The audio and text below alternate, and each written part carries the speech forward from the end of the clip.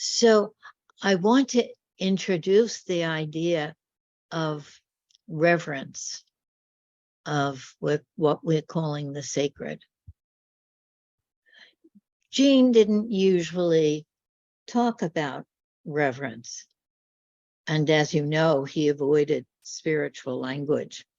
But I came across a little story about him that I had written down, and I was going to share with my class in China. And I thought, wow, that story is a wonderful doorway into this mystery that we're trying to get our minds around here.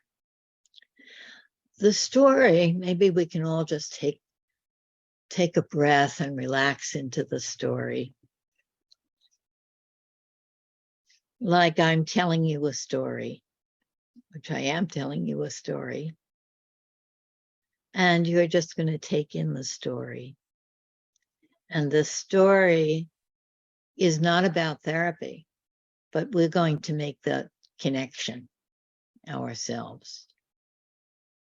The story happened around the end of Gene's life. And he was very aware that he was dying. His doctor had told him he's dwindling, and he didn't like that at all. Like, what kind of a thing is that to tell your patient that you're dwindling? But he was taking in that that he was okay, but not for long, and that he was at the end of his life. And when I visited him, he was very curious and interested, and intimately willing to talk about what it means that he was dying, what it means to die. He would say, well, people in my situation, meaning people who are dying, want to know what that means, want to know, is there more? What happens? And so we would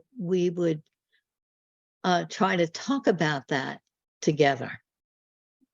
And I would be fascinated with what he would say and what would come out of my mouth to say. So on one of these visits, he told me that the hospice people were sending a rabbi to talk to him. And that's very usual in the United States, maybe in places, other places in the world. I don't know, Jean, if that happens in Turkey, but it's a way of helping people to end their lives. And if they're Jewish, they would send a rabbi. If they were Christian, they would send a priest, maybe. But Gene was very willing and happy about it. Oh, I'm going to get to talk to this holy person. And so I visited him after the priest had come and asked him how it was. And he said, oh, it was very disappointing. He said, I couldn't talk to him. I can't talk to that man. And so I asked him what happened, and he said, well, everything that I would try to talk about, I would ask him about what he thinks about this or how he thinks that. All he would say is, it's like this. And I would say, well, why is it like this? And he would say, it's in the Torah. That's the holy book. It's right there. It's in the Torah. That's how we know.